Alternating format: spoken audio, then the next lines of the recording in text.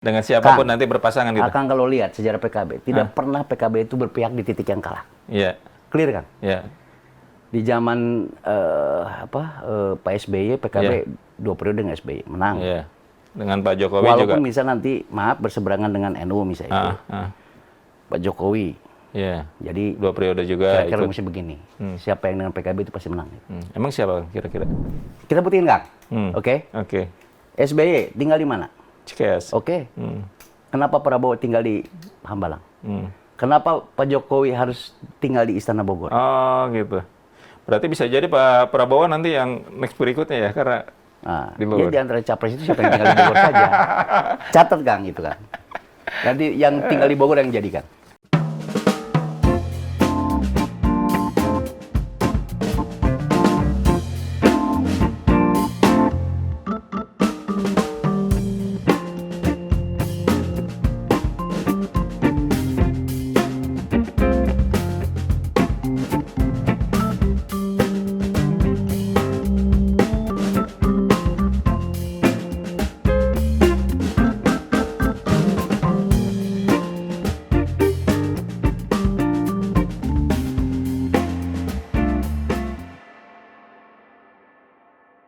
Halo Tribuners, jumpa lagi bersama saya Widi Hanaldi dalam program Tribun Talks.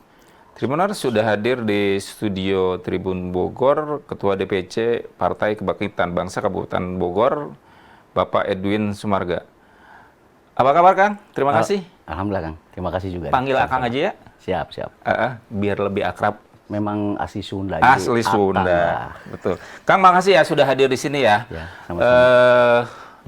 Kita mau ngobrol-ngobrol santai aja, mudah-mudahan penonton dapat insight dari Akang sebagai Ketua DPC PKB Kabupaten Bogor. Kang, langsung saja, riak-riak pemilu sudah mulai menghangat. Terus di tingkat nasional pun kan sudah mulai ada saling dukung, koalisi, segala macam.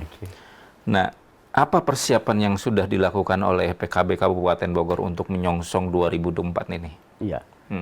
Jadi kan sesungguhnya konsolidasi partai itu kan tidak hanya terkait ketika mau menjelang pemilu. Oke.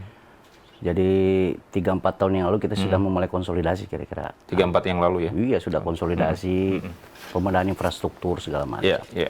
Bahwa hari ini sebetulnya kita tinggal memakai kendaraan kita saja yang sudah kita perbaiki, kita sudah persiapkan itu. Pemilu hari ini PKB dengan hasil konsolidasi yang kemarin 3 tahun itu sangat optimis Kang, sangat optimis. Jadi kita underbaw partai, ada Garda Bangsa, ada Perempuan Bangsa, ada Gerbang Tani, itu sangat sudah kita persiapkan. PAC sudah kita ready persiapkan gitu. Nah itu yang hari kita lakukan Kang, dan tinggal dipakai saja nanti di bulan November ya kan? Di bulan November 2023 ya. 23. Februarinya kita kan pemilihannya. Ya, Februari pemilihan presidennya kan? Oke. Di November ini sudah mulai. Iya.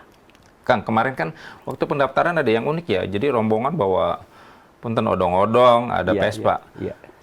Makna yang mau disampaikan kepada masyarakat itu apa? Iya. Itu bagian yang sesungguhnya kita udah siap Kang, siap menghadapi pemilu gitu. Saya pengen bahwa mewarnai politik itu, bahwa politik itu yang gembira. Kan orang seringkali memaknai politik itu yang serem, kotor, enggak lah. Makanya kan kita implementasikan dari hal yang kecil, termasuk bahwa ketika kita mengantarkan berkas ke KPU. Sengaja kita kemarin itu pakai sarung Kang, pakai sarung. Yang caleg laki-lakinya pakai sarung, pakai peci, karena itu ingin menunjukkan bahwa PKB tidak pernah tercerabut dari akarnya. Akarnya itu pesantren. Nahdien ya? Iya. Kita ini lahir dari NU, ya NU itu kan kaum sarungan. Iya, kaum sarungan. Iya. Jadi seperti itu. Kemudian kita dorong teman-teman yang caleg perempuannya naik odong-odong. Jadi kalau saya itu kan odong-odong ini kan simbol kegembiraan rakyat kecil Kang. Rakyat kecil dan anak-anak. Kalau saya lihat di kampung-kampung nih ya, di Cigombong saja, tidak hanya di Cibinong, itu kalau odong-odong sudah datang bukan hanya anaknya, jadi ibu-ibunya. Dengan hanya misal 1.000-2.000 rupiah, dia bisa keliling kemana-mana tuh, kegembiraan. Jadi saya pengen bahwa PKB ini harus berpihak kepada rakyat kecil, kecil. Dan bertujuan membahagiakan rakyat kecil gitu, kira-kira begitu. Dan siapapun yang bergabung di PKB akan merasakan kebahagiaan itu. Iya. Seperti itu. Kemudian kemarin kita juga pakai Vespa. Saya ini pakai Vespa, Kang. Nah. Kalau Akang lihat di videonya, saya sekretaris bendara pakai Vespa. Oke. Jadi Vespa ini kan simbolnya buat anak-anak muda, Kang. Ini kita nggak bisa hari ini harus agak jeli sebagai politisi. Oke. Pemilih yang banyak itu kan kaum milenial. Saat ini. Ya, kaum milenial kan sekarang unik-unik, Kang. Jadi Vespa itu jadi bagian kebanggaan kaum milenial, ternyata saya cek itu. Tidak jauh-jauh anak saya saja misalnya, ketika pakai Vespa yang tua itu bangga banget itu. Jadi bahwa Vespa itu menyimbolkan bahwa kita siap mendengar, bergabung, kemudian maunya kaum milenial apa ya, PKB tempatnya, kira-kira begitulah. Seperti itu ya? Iya. Ya, jadi untuk para milenial salah satunya adalah di PKB ya, kalau memang mau berkiprah begitu, seperti itu. Memang target PKB di kabupaten itu berapa kursi sih, Kang? Saat ini berapa? Kita punya target di angka 9 kursi. Oke, target. Itu kan terkait bukan keinginan pribadi. Itu kan hasil dari Muscap PKB. Bahwa saya diamanatkan untuk untuk mencetak 9 kursi. Buat PKB itu kan hasil kalkulasi gitu ya. 9 kursi itu, dan wajar menurut saya. Berapa persen kenaikannya dari 2019? Itu berarti harus sampai 300% lah. 300%? 300%. Kemarin berapa, Kang? Kemarin 2. 2 kursi. Sekarang? Hari ini. Pertama kita 3 kursi, turun 2 kursi. Betul. Sekarang di-up menjadi 9 kursi. Kang, PKB itu dalam 2-3 periode itu kosong. Di Bogor itu. Sebelumnya kosong malah? Sebelumnya kosong. Di Kabupaten Bogor? Iya, 98 itu berdiri itu, PKB itu masih proporsional. Oke. Kita punya 3 kursi.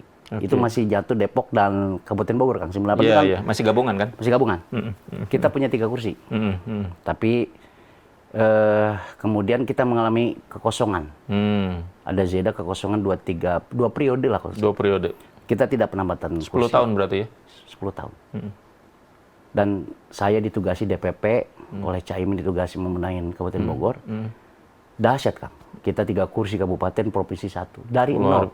Dari kosong sebelumnya. Dari kosong. Jadi politik kan sesuatu yang pasti berarti bergabung di PKB sejak kapan, Kang?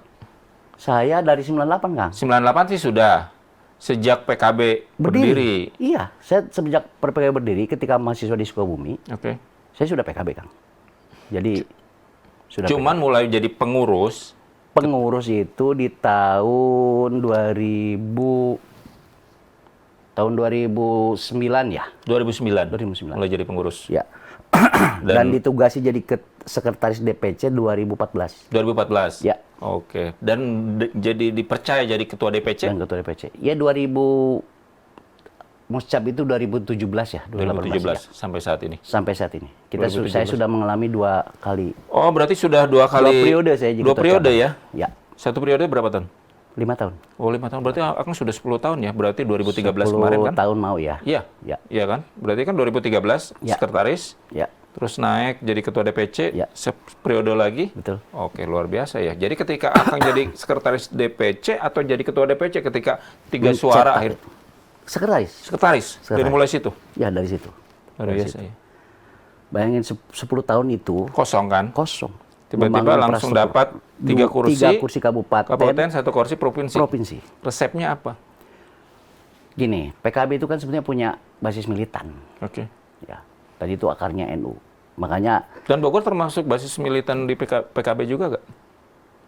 Termasuk, Kang, sebetulnya. Kalau kita misal flashback dari 1955 ya, pemilu 55.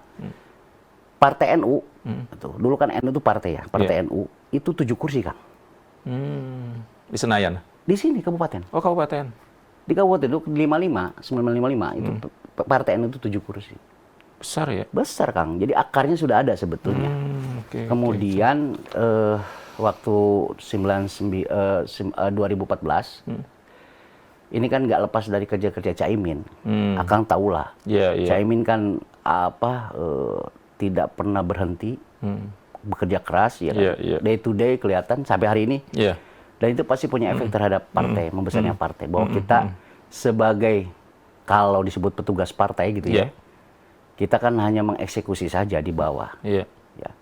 Ya tinggal merajut, menjahit lah. Pesantren-pesantren besar kita rajut, kita jahit gitu. Kemudian yang tidak pernah dilakukan, kenapa 2 periode itu kosong, adalah merekrut caleg-caleg yang punya potensi besar. Oh, itu yang tidak dilakukan sebelumnya. Tidak dilakukan. Dan saat ini dilakukan? Iya, dilakukan. Karena kalau partai nggak di-branding kan betul. Akan terlihat tua ya. Iya. Kita branding menjadi partai yang muda. Betul. Ya kan? Ya artinya tuh secara upgrading juga orang nggak tahu ya seperti apa ya. Kalau tidak dimunculkan terus ya. Seperti itu. Dan kalau ngelihat demografi atau wilayah Bogor kan termasuk basis pesantren juga ya. Karena basis pesantren, Kang. Makanya kan kalau lihat dari itu tadi, yang 55 itu 7 kursi. 7 kursi. Sesungguhnya kalau PKB hari ini bernagaikan 9 kursi bukan tidak mungkin. Realistis nggak tapi 9 kursi itu? Di politik itu semua realistis, Kang. Jadi berat gini, Kang, ya? Enggak lah, gini Kang. Siapa yang bisa memprediksi Gerindra itu besar? Ya. Oke? Siapa yang bisa memprediksi Gerindra itu besar? Iya, betul. Nggak ada, Kang. Iya. Ini kan ada apa? Padahal kalau dari sisi usia lebih duluan PKB ya? Oh iya, karena ada sisi-sisi lain di politik itu. Kalau besok misal PKB Caimin ini mencalonkan wapres dengan siapa, itu kan ada kotel efek. Ya, akan mengangkat juga. Iya. Gerindra kan begitu. Suara, kan? ya. Karena ada pertarungan antara 0102 kan gitu, lalu kemudian ngangkat. Politik itu seni lah kan. Ya, akan ada pengaruh ya. Iya. Ya, elektabilitas kan. Tinggal mempersiapkan caleg yang sekarang saja. Ketika ada angin keberkahan ya sudah siap lah kira-kira begitu. Iya. Berarti total bacalek tuh 55 untuk Kabupaten Bogor. 55. Dibagi berapa Dapil? Dapil. Ada 6 dapil. 6 dapil. Ya. 6 dapil. Ditargetkan 9 kursi ya. Peran generasi milenial menurut Akang saat ini cukup membantu untuk PKB, Pak. Untuk mendulang suara bagi PKB. Iya. Jadi ternyata kita ini udah umur tua-tua nih. Akang dengan saya kan beda tipis. Betul. Tapi gantengnya masih sama, Kang. Gagahnya masih sana lah ya. Jadi gini, Kang. Kita ini harus mendalami karakter milenial itu ya. Gen milenial, Gen Z gitu itu kan agak kita susah tebak, Kang. Betul. Nah, kita harus mulai mereka, kemudian kita harus membuat resep-resep pendekatan terhadap mereka. Nah, resep apa tuh yang dibuat oleh ketua DPC yang memang sudah tidak tua lah, tidak muda lagi kan? Jadi Kang, ya harus bisa inilah. Akang kan juga dulu di aktivis gitu kan. Jadi kita harus ada sisi di mana kita 10 step lah, membuat berdekatan dengan mereka, maunya merekanya apa gitu loh. Terus PKB itu kalau di IG-nya atau di IG resminya harus juga cerdas juga kan. Misal ada grup musik apa yang datang segala macamnya harus inilah. Ikut aktif lah ya seperti itu ya. Karena Kang menggeserkan PKB dari partai yang dalam tanda kutip misal tua gitu, anggap tua lah, ya kan? Bergeser ke menjadi anak muda agak ini juga kan. Makanya kan inovasi DPP ini hebat, Kang. Saya bangga lah. Sama contoh ya, kita di bendera partai itu sekarang ada yang namanya pakai lebah.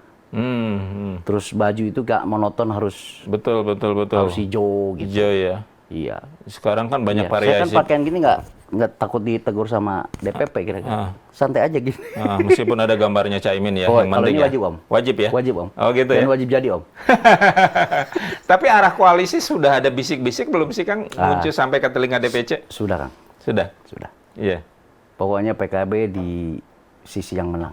Sisi yang menang? Sisi menang. Dengan siapapun nanti berpasangan gitu? Kang kalau lihat sejarah PKB, tidak pernah PKB itu berpihak di titik yang kalah. Iya.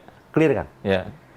Di zaman Pak SBY, PKB 2 periode dengan SBY menang. Iya. Dengan Pak Jokowi walaupun juga. Walaupun misal nanti berseberangan dengan NU misalnya Pak Jokowi. Iya. Jadi 2 periode juga. Kira-kira mesti begini. Siapa yang dengan PKB itu pasti menang. Emang siapa kira-kira? Rahasia dulu. Nanti saya ditegur DPP, ya kan? Siapa tahu dibocorkannya sama DPC. Nanti saya bawa Caimin sini deh. Oke, saya tunggu ya. Iya. Oke, menarik.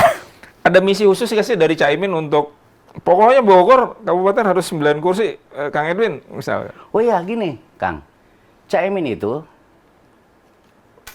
ketika 2 periode kosong itu memanggil saya kan. Memanggil saya. Dia itu Bogor itu bagi Caimin itu sesuatu yang unik. Karena wajar Kang. Jadi yang berdekatan dengan pusat kekuasaan Jakarta, kok PKB-nya kecil gitu. Oh, oke. Ya kan? Ini kelihatannya ketum waktu itu memang menyisir Buffer City nih. Tangerang, Bogor, yang itu yang PKB-nya kecil. Wilayah penyangga ya? Iya, sehingga manggil saya, Win ini gimana Bogor nih, bisa nggak jadi kursi gitu. Rumusnya gimana segala macam, dan ketum sangat perhatian betul sama Bogor itu. Sampai saat ini Kang, sampai saat ini. Ketum punya perhatian bersama Bogor itu. Iya. Karena memang bagi ketum ya, saya beberapa kali ngobrol itu, ketum tuh Caimin ini sangat paham juga Kang. Ini kan ketum kita ini kan ya bacanya kuat. Sampai sejarah Kesundaan itu ngerti juga beliau. Meskipun dia bukan orang Sunda ya? Iya. Jadi bahasa ketum, kalau ingin menguasai Indonesia ya kuasai Bogor Kang. Oh gitu ya? Serius Kang. Iya. Jadi kalau ingin menang capres, kuasailah Kabupaten Bogor kan? Salah satunya kan? Karena pusaran energinya. Betul. Nah ini nih, bahaya. Pusaran energinya, Bogor itu pusat energi Kang. Iya. Karena Pajajaran segala macam. Pajajaran betul, kita. betul. Bogor itu pernah dulu jadi penguasa di Nusantara. Iya. Dan itu yang juga yang harus jadi strategi para capres ketika harus menguasai Jawa dan kuasai Dan Bogor Kang. Iya. Kita buktiin Kang. Oke. SBY tinggal di mana? Cikeas. Oke. Kenapa Prabowo tinggal di Hambalang? Kenapa Pak Jokowi harus tinggal di Istana Bogor? Oh gitu. Berarti bisa jadi Pak Prabowo nanti yang next berikutnya ya, karena di Bogor. Di antara capres itu siapa yang tinggal di Bogor saja. Catat Kang itu kan. Nanti yang tinggal di Bogor yang jadi kan. Iya. Catat ya. Nanti Pak Edwin Nanti bilang diulang, yang tinggal di Bogor ya. Yang tinggal di Bogor siapa ya? Teman-teman tahu sendiri ya, Tribuners. Tapi menarik bicara PKB ini memang cukup unik. Tapi mungkin nggak 2024 nanti bisa berpeluang untuk memimpin Kabupaten Bogor dari PKB? Bisa Kang. Atau misalkan bagian dari Koalisi. Iya. Kalau hari ini kan saya bagian dari koalisi pemenang Kang. Saya 2 kali, waktu dipimpin dengan saya, 2 kali pilkada PKB bagian dari penguasa. Iya. Artinya menang juga Kang. Iya, menang. Tetap seperti itu. Oke. Tahun depan, saya kenapa nargetin 9 kursi? Bahwa Allah menakdir berapa kursi, yang penting saya pengen memunculkan calon bupati dari Bogor. Dari PKB di Bogor. Dari PKB? Ya. Artinya kalau misalkan 9 kursi terpenuhi, bisa jadi tinggal mencari kekurangan kursi. Iya, 3 kursi. 3-4 kursi selesai. 3-4 kursi untuk mengusung sendiri ya? Iya. PKB ya? Iya. Insya Allah ya? Insya Allah. Seperti itu. Kang juga kan nyalek ya? Ya. Untuk DPR RI dari Dapil 5 ya? Dapil 5 ya. Grup neraka juga ya? Ya. Karena kan sudah banyak, ada Mas Fadlizon, ada Diana Pitupulu, ada Ibu Eli Yasin. Meskipun Ibu Eli Yasin katanya mau maju juga di 2024 ya. Tapi apa persiapannya untuk Kabupaten Bogor nih? Tantangan Kang. Kita ini kan dari dulu senang tantangan Kang. Jadi kalau yang normal-normal itu nggak enak juga buat kita. Mantan aktivis ini kan. Mantan aktivis. Iyalah. Kalau yang normal itu nggak enak lah. Kita cari tantangan ya. Tantangan. Jadi challenge ini kan penting ya buat kita tuh, memacu energi kita, semangat kita gitu. Grup neraka Kang, memang ya grup neraka. Tapi kan bagi saya grup neraka ini membuat saya membuang spirit saya bahwa partai ini harus bertahan punya yang ke pusat Kang. Kalau saya tidak maju, teman-teman yang lain tidak maju, justru berbahaya. Ini grup neraka katakan. Kalau partai caleg Dapil 5 ini juga dari PKB kurang misalkan, kurang bagus-bagus juga. Terkait persiapan ya, kita kan 3 tahun sudah siap-siap Kang. Malah bukan 3 tahun lah. Semenjak saya pegang DPCP Bogor kan investasi saya. Sudah banyak ya? Iya. Insya Allah lah Kang, insya Allah. Karena maaf ya Kang ya, saya tuh sangat berharap ada orang Bogor yang dari Bogor duduk di DPR RI. Yang benar-benar orang Bogor ya? Ya, orang-orang Bogor. Jadi itu juga bagian dari, saya bukan ras ya, nggak sara juga nggak. Bogor ini udah siapapun bisa tinggal di Bogor. Tapi kan boleh dong, saya yang lahir di Bogor, menghirup udara Bogor, dan mati pun besok saya di Bogor kira-kira. Saya pengen berbuat untuk daerah saya. Karena prinsipnya, saya berterima kasih beberapa anggota dewan yang bukan orang Bogor juga, kerjanya hebat kan. Tapi berkontribusi ya. Kerjanya hebat. Adian lah temanku kan. Iya. Adian nih hebat kerjanya. Sama-sama aktivis ya? Iya, Adian hebat kerjanya. Sampai ke basis segala macam. Saya tahu betul Adian tuh. Kerja untuk rakyat itu. Tapi kan saya punya juga cita-cita gitu. Bahwa ya itulah saya yang sebagai orang putra daerah asli ya, seperti itu untuk ya mungkin ada ruang-ruang kosong yang mereka juga tidak bisa penuhi. Dan itu bisa dipenuhi nanti ketika Akang misalnya di Senayan seperti itu. Untuk kemajuan Kabupaten Bogor ya. Karena bicara Kabupaten Bogor, kabupaten terluas. Tentu. Dengan 40 kecamatan. Dan mungkin tidak bisa juga tercover oleh seorang Adian ataupun Fadlizon aja. Itu aja kan, seperti itu. Mending dengan hadirnya Akang sebagai orang yang lahir di Bogor, besar di Bogor. Bisa. Dulu pernah ada, Kang. Dulu kan juga sudah sering. Seperti ada di P3 ada Kang Dangkosasi ya. Oh, oke, ya. Pangkos ya, Dangkosasi ya. Dulu itu yang sempat di Bogor, orang Bogor itu ada juga sih. Dangkosasi, ada ini Siapa, juga, Sumanjaya juga ada. Kang Suman. Kang Dari Suman, PKS itu kan dari orang PKS, itu kan orang asli Bogor juga. Ya. Betul. Ya kan tidak diharamkan lah. Mengatakan ini dan cita-cita orang Bogor sih nggak betul. Dan kan terbuka kompetisi. Iya. Gitu kan. Gitu. Siap. Mudah-mudahan ya nanti di November 2023 bisa berkiprah ya Kang ya? Ya. Seperti nanti akan saya undang lah pelantikannya. Oke, mangga. Kang, bicara lain nih. Tadi sempat tersirat ngomongin 98. Oke. Perjuangan 98. Tapi sebelum ke itu saya boleh nanya punten nih. Ya. Akang, saya ngelihat ini tertarik. Ini tongkat. Memang Akang gimana? Oh iya. Punten Kang ya? Ya nggak apa-apa. Kalau boleh saya ngobrol nih. Jadi karena punten, saya beberapa kali ngobrol dengan ketua parpol. Ya. Baik di DPP, DPC, PAC segala macam ya. Tapi saya baru ketemu Akang dengan maaf sekali lagi dengan kondisi fisik seperti ini. Oke. Ini Tribun News nih koran media pertama nih. Oh gitu. Ya, media pertama nih. Saya dulu orang yang agak tertutup juga gitu urusan. Karena bagi saya kan disabilitas dan tidak disabilitas kan ini kan persoalan pertarungan gitu kan. Tidak harus orang memandang itu, tapi nggak apa-apa lah sebagai sebuah pembelajaran lah. Saya ini kecelakaan, Kang. Jadi saya di SMP kelas 2 itu anak yang baik, Kang. Jadi sudah bawa motor. Jadi saya gitu sudah ya? bisa Jadi bawa anak mobil. yang baik itu Orang yang seperti itu. baik. Terus. Jadi sudah bawa mobil kanvas setir kiri, Kang, yang buatan Belanda itu saya itu sudah bisa tuh. Jadi SMP itu ya? SMP. Tahun berapa itu? Tahun 91 ya? Bukan, 89. Oh, 89. Karena saya 91 SMP. Ya, 87 89 lah. Oke, iya, betul. Jadi anak yang baik lah kira-kira. Jadi saya kecelakaan, lalu kemudian 6 bulan di Fatmawati, kemudian diamputasi.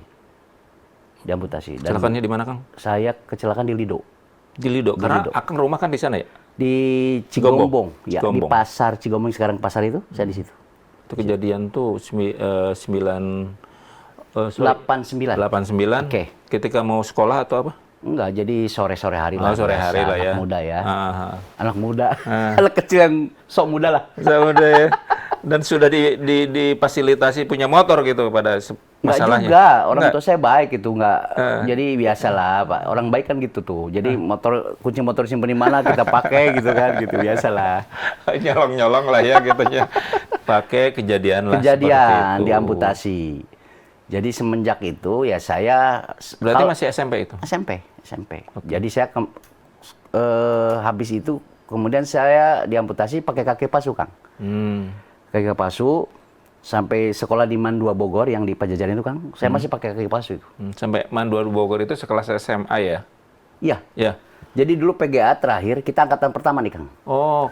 PGA pendidikan guru berarti agama. Berarti Akang SMP lulus ya? Ya. Langsung meneruskan ke Man 2 itu? Man 2, ya. Bentar dulu, Kang. Tidak mudah bagi seorang usia saat itu untuk menerima kehilangan salah satu bagian tubuh. Ya. Itu gimana, Kang, melewati itu? Dahsyat, Kang. Dahsyat. Makanya saya sering ke anak-anak saya, ke teman-teman saya. Bersyukurlah gitu. Sama Allah masih dijaga fisik yang baik segala macam itu. Saya itu mengalami goncangan itu sampai 3-4 tahun, Kang. Bayangin. 3-4 tahun? Nggak selesai, Kang. Setelah kejadian itu? Jadi bedakan disabilitas yang dari lahir. Betul, betul karena memang bawaan ya. Bawaan dengan disabilitas akibat kecelakaan. Karena eksiden seperti itu. Eksiden. Itu berbeda, Kang. Itu lama lah, 3-4 tahun, ya sampai 7 tahun lah nggak selesai. Meskipun secara Akang tetap bisa menyelesaikan sekolah ya, tapi goncangan moral tetap terus ya. Kang, ada beberapa aktivitas yang kita nggak bisa lakukan, Kang, di sekolah itu. Bisa pelajaran olahraga. Oh. Makanya saya itu kalau olahraga itu di rapot itu pasti kalau nggak 5-6. Itu udah hebat lah ya, 6 karena, itu ya. Karena kita nutupin di teori. Oh, oke. Kan ada olahraga itu ada teori, Iya. Cuma kita harus kerja keras, ya? udah nggak bisa. Tapi bersyukurlah, guru-guru ya support juga lah. Tapi memang banyak kisah-kisah ini juga bahwa saya pakai kaki palsu itu kan agak pincang juga kan kalau jalan. Tapi saya selama 3 tahun orang nggak tahu kalau saya itu kecelakaan dan diamputasi. Dianggapnya pincang karena punya kecelakaan aja, ada masalah di kaki. Gitu. Tapi teman-teman waktu itu tahu bahwa Akang memang menggunakan kaki palsu? Nggak ada yang tahu? Teman sahabat akrab saja. Terakhir ketika perpisahan baru saya kasih itu, kaget lah. Dan minta maaf segala macam. Tapi kan itulah. Jadi mental tarungnya dari dulu emang. Iya, memang sudah teruji ya. Tapi proses terus berlanjut, menempuh pendidikan yang lebih tinggi, Akang sempat kuliah juga, ya kan seperti itu, tetap menggunakan kaki palsu. Oh enggak, jadi ada di mana sampai kuliah saya sempat di UIK, di Fakultas Tarbiyah Pendidikan itu, 1 semester lah, atau 2 semester di situ. Lalu kemudian saya memutuskan untuk mondok pesantren di Jawa Timur. Di Jawa Timur? Di Jawa Timur, di Situbondo. Situbondo. Tapi pertama saya ke Tebu Ireng dulu. Tebu Ireng. Jombang dulu. Dari situ, Kang, ada perubahan. Kenapa waktu itu tiba-tiba memutuskan untuk tidak mengambil kuliah formil? Ya, tiba-tiba langsung Akang ke Jombang untuk menempuh pesantren seperti itu. Apakah ada hal sesuatu yang... Wah, itu lebih dalam lagi, Kang. Jadi, ya gini ya. Pulang kuliah, bapak saya, kan pulangnya itu asar lah. Bapak saya saya pulang, bapak saya ada. Kemudian ujuk-ujuk, Win, kamu mondok aja lah. Bapak saya ini hebat, keras tapi memang terasa hari ini. Bapak ASN. ASN. Beliau ini kepala sekolah SMP, sempat jadi penilik. Guru ya? Guru. Berarti ya. Jadi keras. Atau anak keberapa dari berapa? Anak kedua. Dari 5 bersaudara. 5 bersaudara. Oke. Laki-laki satunya? Enggak, laki-laki 3. Oh, 3. Laki-laki 3. Gimana? Jadi ayah atau bapak bilang kamu berangkat pesantren? Udah, kamu berangkat ke pesantren ya. Gitu. Jadi bahasanya hidupmu hari ini memang nggak keras dia. Hidupmu hari ini nggak senang gitu. Karena masih besok tidak senang juga di akhirat. Itu pesan orang tua seperti itu? Iya, saya kan orang yang nurut juga gitu. Nurut ya? Iya. Ya udah berangkat. Saat itu langsung nggak ada pikiran apa-apa? Harus jauh tadinya. Ya, namanya orang itu juga kan khawatir juga orang pakai kaki palsu, bayangin Kang. Harus berangkat jauh-jauh gitu. Akhirnya saya ngotot pengen di Jawa Timur. Nah, itulah titik di mana saya bersentuhan dengan yang namanya NU. Disitulah akan titik baliknya akhirnya ketemu dengan... Termasuk titik balik tentang cara pandang. Cara pandang bahwa ya hidup apa adanya, lebih menikmati itu. Hidup apa adanya, kemudian dari situ kita sudah nggak pakai kaki palsu kan. Gitu. Masih pakai keruk aja? Pakai tongkat. Toh kan saya mampu lah beli kaki palsu yang model baru sekarang bisa. Tapi nikmat begini saja deh. Apa adanya. Jadi ketika di pesantren Jawa Timur Akang menemukan sebuah pencerahan, titik balik dari itu akhirnya Akang melepas ke kepura-puraan itu. Kepura-puraan ya? Ya kan, artinya mungkin buat yang ada juga Kang bawa pakai kaki palsu juga. Sebetulnya ada Kang Pak Bansos juga kan. Iya, Pak Bansos juga sama. Menggunakan sama. Ya. Betul. Itu persoalan cara pandang saja. Cara pandang betul. Kalau saya udahlah. Memilih Jawa Timur waktu itu atas pilihan orang tua atau Akang? Nggak tahu lah ya. Jadi ada aja yang bisikin Jawa Timur gitu. Dan ketika Akang di Jawa Timur, di pesantren, melepas akhirnya atribut bahwa Akang pakai kaki palsu dan menggunakan tongkat ini, ada perasaan lega? Oh, lega. Tapi memang awal-awal kan tetap Kang, harus adaptasi. kaki palsu kan dibawa tetap. Tetap dibawa. Ya, dibawa, tapi kan aktivitas untuk keperluan tertentu iya, pengurangan aktivitas udah nggak dipakai kan? Nggak sama sekali nggak dipakai. Udah nggak sama sekali. Jadi aktivitas pertama, karena kalian di sini udah pakai kaki palsu. Oke. Kesana kan saya pakai dulu. Iya. Baru di sana itu. Di sana lepas. Habis dari sana nggak sama sekali. Berarti hampir berapa belas tahun gitu ditemani kaki palsu? Ya? Nggak, cuman kaki palsu nemani saya cuman sekitar 4 tahun lah. 4 tahunan. 4 tahun. Selebihnya menggunakan tongkat. Tongkat. Termasuk ketika Akang akhirnya terjun ke dunia politik. Ke dunia politik. Jadi aktivis. Ya. 98. Ya. Demo di Senayan. Ya. Pakai ini? Pakai kaki palsu. Pakai tongkat, ini? Tidak pakai kaki palsu. Luar biasa. Tapi tidak ada rasa begitu banyak ya. Kita waktu itu angkatan 98 juga sama. 98 kita aktivis. Mungkin karena nasib kita nggak ketemu ya. Baru ketemu di studio ini ya. Iya. Kita ketemu Adiana Pitpulu, kita ketemu Pak Lizon, Pak Ri Hamzah, tapi saya nggak ketemu Kang Edwin di situ kan. Tidak ada hal-hal yang membuat merasa berbeda atau merasa orang nggak seperti itu. Nggak. Saya Kang, kalau mungkin karena dicek lah. Saya sesama di aktivis 98. Apalagi misal di jaringan teman-teman NU, kalau mau jangan nggak sombong lah ya, pasti kenal saya lah. Itu mungkin keuntungannya saya ketika tidak pakai kaki palsu, Edwin paham dia. Walaupun sudah lama tidak bertemu misalnya, yang bingung saya, ini siapa ya? Nah, tidak ada kekuatan itu Kang. Dan saya kan jadi leader Kang, alhamdulillah. Memang karakter pemimpin dari dulu. Saya ketua PMI cabang Sukabumi. Ketua PMI cabang Sukabumi. Iya, pendiri Kang. Pendiri Pendiri PMI Sukabumi. Ya kalau gerakin teman-teman itu kan saya sampai 30-40 bis Kang. Apalagi zaman Gus Dur, waktu zaman Gus Dur memorandum itu. Memorandum ke Jakarta itu ya? Iya, Jakarta. Makanya saya dengan teman-teman pergerakan ya, termasuk teman-teman wartawan yang dulu itu juga anti kemapanan juga saya kira sering diskusi. Seperti itu ya? Ya. Seperti itu ya. Makanya tadi Akang di awal-awal cerita ketemu Adiana Pitpulu kaget. Lu siapa waktu itu? Karena mungkin secara fisik ngelihat. Iya. Meskipun nama lupa. Nama lupa. Oke, Dia orang baik Pak. Saya tahu betul dia kalau di lapangan tuh gila. Iya, seperti itu. Main-main memang. Iya. Dan akhirnya, mohon maaf ya. Kekurangan fisik ini tidak mengurangi juga kepercayaan Cak Imin untuk memberikan sebuah amanah kepada Akang sebagai ketua DPC ya? Iya. Jadi Kang, kalau saya itu kan, kalau di atas overconfident gitu ya, saya tuh percaya diri banget Kang.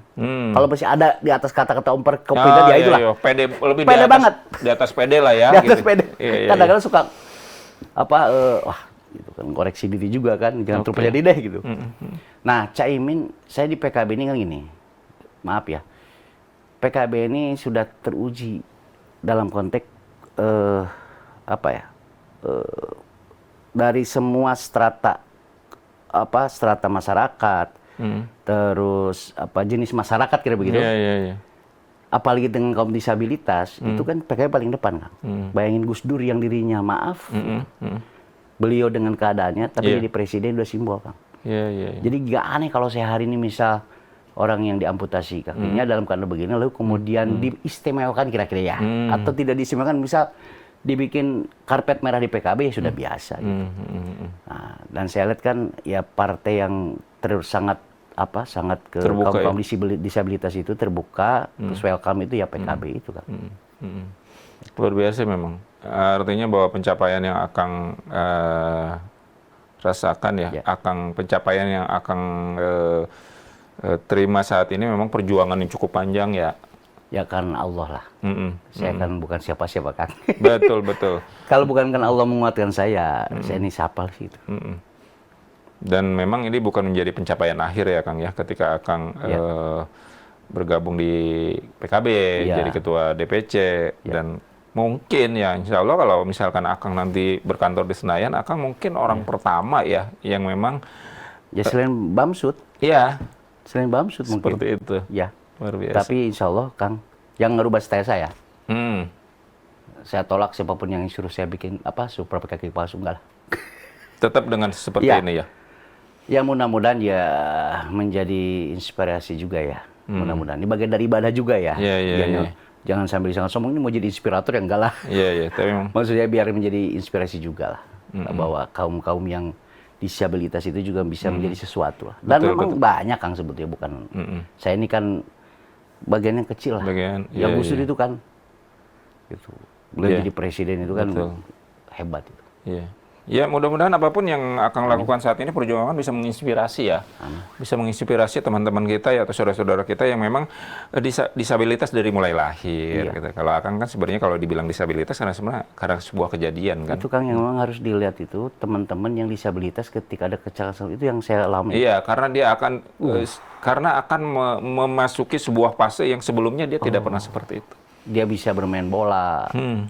Saya ini kan Kang kalau lihat prestasi mah alhamdulillah Kang. Walaupun saya orang baik ya. Saya ini SD itu dulu ada lomba upacara kalau ingat ya. Juara lomba upacara. Saya itu pemimpin upacara terbaik se-Bogor. Terbaik se-Jawa Barat. Bayangin Kang. Waktu SD itu. Iya.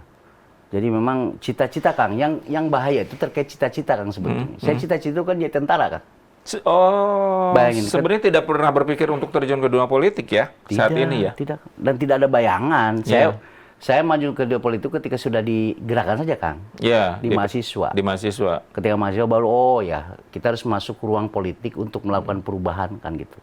Nggak bisa di luar pagar, harus masuk ke dalam lalu kita bisa melakukan perubahan. Sebenarnya cita-cita menjadi tentara. Tentara.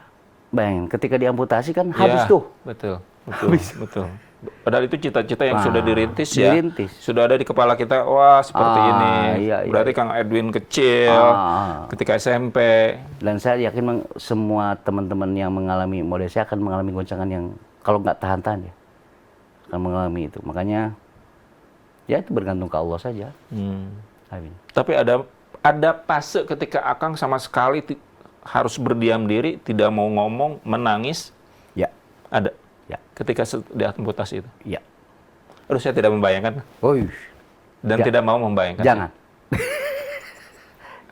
Gila. Luar biasa itu. Gila. Karena itu bagi orang-orang yang memang punya mental, mungkin mental dari baja kali ya. Tapi gini sih, saya yakin bahwa Allah itu kan Allah itu tidak akan memberikan sesuatu musibah, cobaan yang terhadap orang-orang yang tidak kuat juga. Gitu. Jadi Allah akan memberikan cobaan itu kepada orang-orang yang kuat dan bisa menangani cobaannya itu. Oke. Gitu. Kang Edwin Sumarga, hatur nuhun. Abdi sami-sami terus diulam ke Tribun News. Mohon, tapi sebelum saya menutup, mangga akan closing, mungkin ada inspirasi yang bisa disampaikan kepada penonton kita. Ya.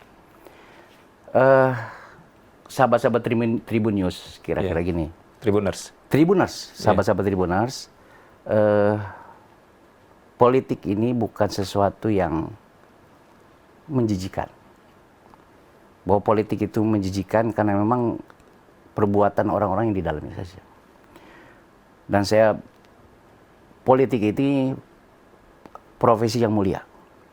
Jadi profesi yang sangat mulia. Karena barang siapa yang menjadi politisi kemudian bisa menjadi penguasa di satu daerah, maka dia akan membuat perubahan-perubahan besar itu. Makanya dalam kacamata saya, orang yang akan kira-kira masuk surga duluan ini politisi sebetulnya. Jadi kalau dia jadi bupati yang baik, membuat rakyat bahagia, membuat masyarakatnya senang, dia bisa membuat infrastruktur yang baik, maka dia akan banyak didoakan oleh rakyatnya. Gini, kenapa dalam beberapa hadis itu bahwa merubah sesuatu itu dengan kekuasaan. Man ra'a minkum munkaron falyughayyirhu biyadihi. Jadi barang siapa yang melihat kemunkaran itu rubah dengan tanganmu, Kang. Jadi dengan kekuasaan sesungguhnya. Ya, dengan tangannya. Fa illam yasati fa bilisani. Ya. Kalau dia tidak punya kekuasaan, dia dengan lisannya. Ya. Fa illam yastati fa biqalbi, dengan hatinya. Ya. Nah, dengan kekuasaan itulah, dengan politik itulah bahwa ini jalan menuju ke surga itu di politik bagi saya. Ya, bagi Akang. Karena karena ketika kita menjadi pemimpin, jadi bupati, jadi presiden, bisa berbuat baik. Gitu. Kalaupun nanti ada beberapa politisi yang bermasalah segala macam, itu kan perusahaan personal. Ini pribadi saya. Prinsip pribadi saya. Jadi kita jangan jijik terhadap politik, carilah pemimpin yang hebat. Kalau bahasa saya bila perlu ketika memilih anggota dewan, bupati, itu prosesnya diistorohi segala macam. Oke. Karena itu yang membuat kita semakin ke depan berdewasa politik ketika memilih dengan rasional, dengan hati. Itu yang akan membuat negeri ini menjadi hebat kira-kira. Baik, Kang Edwin Sumarga, Ketua DPC PKB Kabupaten Bogor. Terima kasih atas inspirasinya, pengalamannya. Ya, tetap semangat. Siap. Sehat selalu. Amin, amin, amin. Tribuners, itu perbincangan singkat dan sangat menarik dan menginspirasi bagi kita yang memang masih harus banyak berjuang untuk memperjuangkan hidup kita sebenarnya di era saat ini. Saya Widi Hanaldi, pamit undur diri. Terima kasih.